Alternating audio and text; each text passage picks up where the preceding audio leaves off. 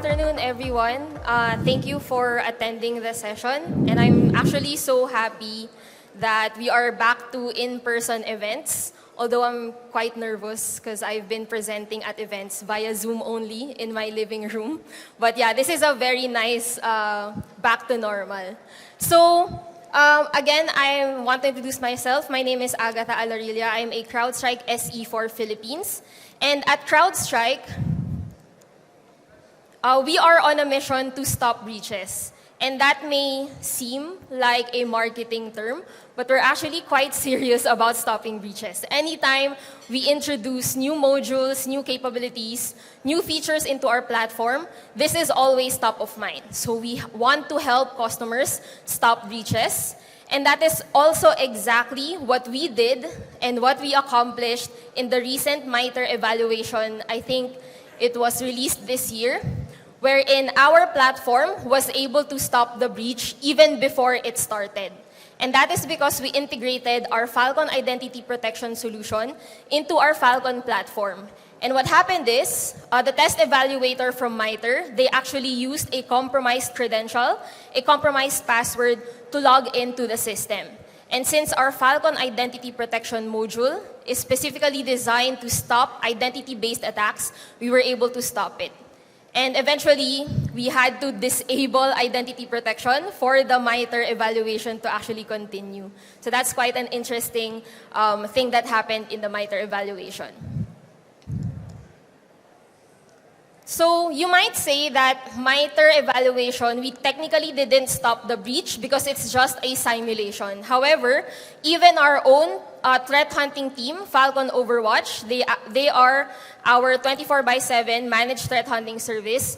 Even they, during their day-to-day tasks, they were able to observe that majority of the incidents that they are mitigating in behalf of our customers are identity-driven. And that's available in our Falcon Overwatch Global Trend Report that we recently released early this year. And CrowdStrike, being a cybersecurity vendor, I almost forgot how to use a clicker. We also have our own threat intelligence services. And our threat intel team are also observing the rise or the boom of the access brokers. And access brokers are a special type of adversary group wherein their main goal is to obtain access to an organization and sell that access off to other threat actors.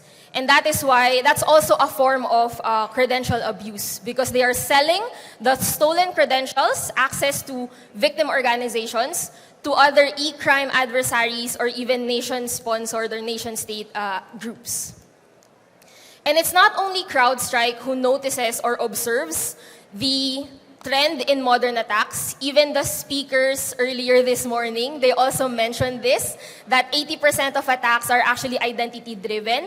And that is from our friends at the Forrester research. And some reports also measure or also looks at other parameters of identity-driven attacks. And it is that breaches from compromised credentials are harder to detect and takes the longest to detect. So why are identity-driven attacks effective? And why are attackers moving into identity-driven attacks? It's because our strategy or the traditional strategy to cybersecurity has always been mapped to the kill chain. And the kill chain tells us that we actually have a lot of time to detect attacks before they reach lateral movement. However, that's not necessarily the case anymore because the challenge is threat actors, as we know from the speakers before, from CrowdStrike, Threat Intel, from MITRE, and even from Forrester, we know the adversaries are fracturing the kill chain, meaning they actually skip a whole lot of the kill chain and go straight to credential access with compromised credentials. And this is why identity-driven attacks or breaches involving compromised credentials are faster are occurring faster and going undetected for longer periods of time and causing the most impact. So the challenge now is, or the strategy now, is that we cannot rely on endpoint alone in order to have the necessary visibility into protecting ourselves from modern attacks involving identity. And this is exactly what Falcon Identity Protection was designed to do. Firstly, it leverages our very well-known Falcon platform. It's still the same Falcon platform that our customers are using today. So what we do is we integrate with your MFA provider, we integrate with Federation services, and we also integrate with Cloud AD, such as Azure AD. And at the same time, we enable the identity protection DC sensor on your domain controllers. And what happens is, this gives us unique visibility into your Active Directory and also your Cloud Azure AD. So we have visibility anytime a user logs in, whatever account that they are using, any server application that they are accessing, we will have visibility on that login or authentication because we are installed on the main controller itself. So we have visibility into the live authentication traffic coursing through your domain controllers. And since we have that visibility, this also enables our solution to give you visibility into your Active Directory hygiene. So we can show you, for example, accounts that have privileged SID. We can show you accounts that have stealthy privileges. We can show you accounts with compromised passwords, duplicate local administrator. That's all the visibility that you can get from installing the domain controller sensor. And since we have visibility into your Active Directory hygiene, we know which users are logging into which applications. We can now build your user baseline. And we can proactively, dynamically score based on that baseline user risk. So because of that visibility, we can already form or enforce a couple of use cases already, like low-hanging fruits. The first one would be the use case for compromised passwords. So since our sensor is sitting on the domain controller, we will have visibility on users who are actually using compromised passwords. So we have integration with this breach database. You might have heard of it. It's the Have You Been Pwned database. So if your users are using credentials that were leaked to that database, you know, the very public breaches of compromised credentials, we can flag out to you how many accounts you have that are using compromised passwords. And this is not limited to privileged accounts. This also applies to user accounts, service accounts, machine accounts, because again, we are sitting on your domain controller and we have that live visibility into your authentication traffic. So you can build like a simple policy for that. Like anytime we detect a compromised password, I want to lock the account or I want to trigger MFA. So that's possible with just the visibility use case alone. Another simple use case, very low-hanging fruit, is to extend MFA to your internal applications. Now I know, like a speaker earlier mentioned that you have to MFA everywhere. However, not all organizations actually have like the luxury to MFA all their internal applications. It could be because they're still using legacy, wherein they cannot really integrate that into an MFA solution. Now, the Falcon Identity Sensor, since it's installed on your domain controller, we can hold the authentication traffic. So as long as the access to that legacy application courses through your domain controller, we can set up a simple policy that says, anytime a user logs into this legacy application, I want to MFA. And we can do that via API integration with Okta and other MFA vendors. Another use case is restricting BYOD. So anytime a user logs in or authenticates, but they're using a source endpoint that doesn't have the Falcon sensor installed, which could be your antivirus or your EDR solution installed, we can automatically block that authentication. So that's just the visibility. So again, we can't really detect if we cannot see. So the next part of the solution is detection. So since we are sitting on your domain controller, we have visibility into the live authentication traffic. We can actually see and detect anomalies, behavioral changes, any deviation from the user baseline, which is a common indicator of lateral movement. So for example, any geographic anomaly, let's say a user logged in at this IP address in the United States, and a few seconds later we saw them log in using the same credentials in a different country. So that we can flag that out.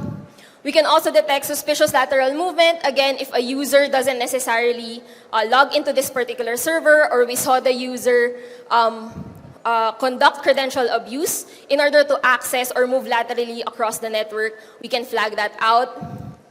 And since we are installed on your domain controller, we can even detect AD-specific attacks. So not really lateral movement yet, but more on attacking your Active Directory, your on-prem Active Directory, such as golden ticket attack. We can also detect Kerberosting, DC shadow, DC sync types of attacks, even skeleton key. We'll be able to flag that out.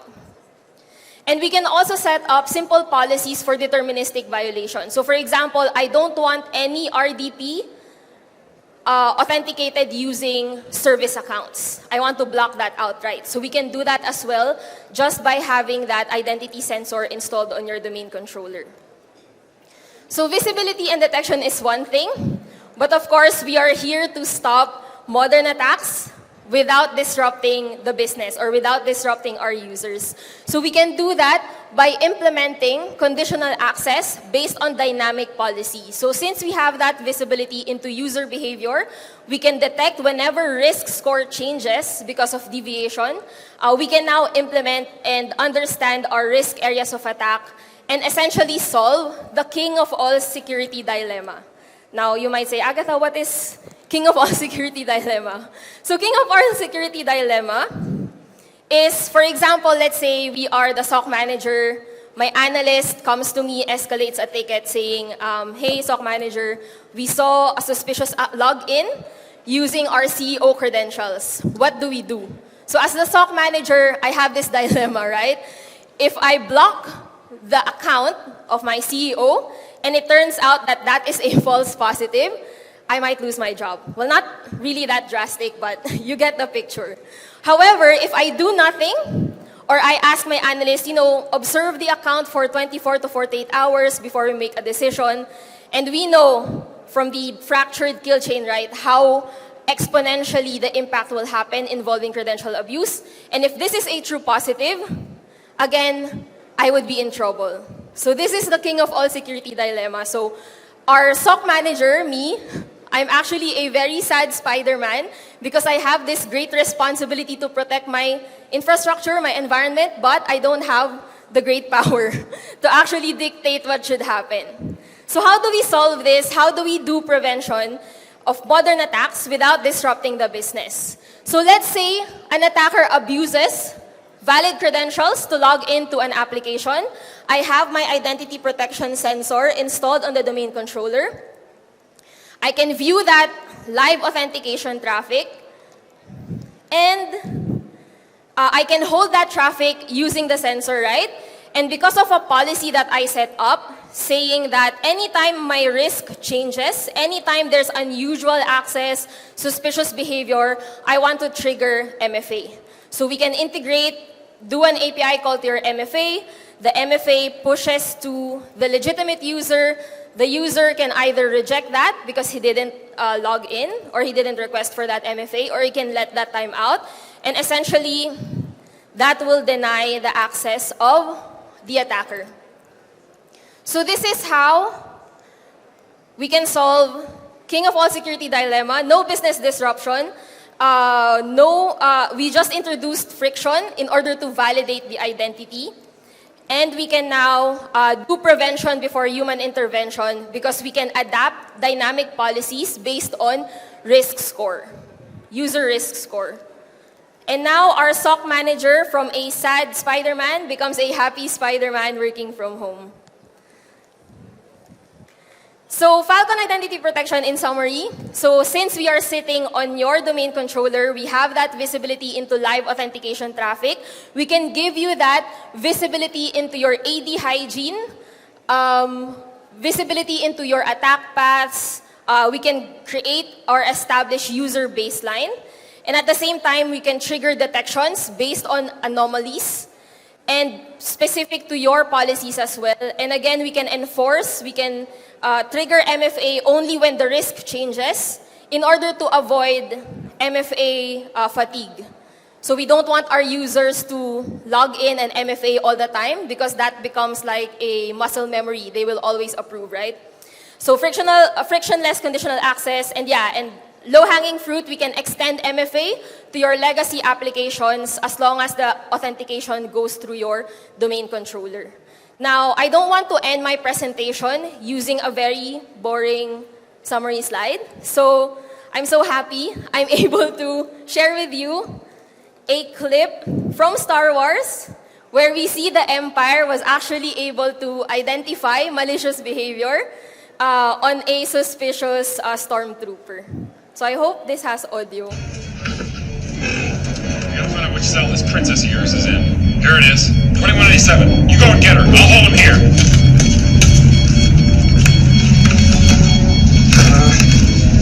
Everything's under control. Situation normal. What happened? Hit a slight weapons malfunction, but everything's perfectly all right now. We're fine. We're all fine here now. Thank you.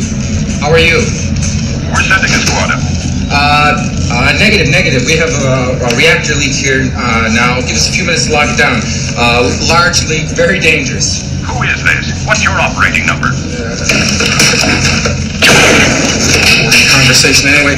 Look, we're gonna have company. So that's the end of my presentation. We saw Han Solo was not able to provide the operating number, which is the identity verification. So thanks again for attending the session. And if you have any questions, feel free to drop by our booth. I can give you a demo of the platform. We can talk Star Wars, etc. So thank you very much.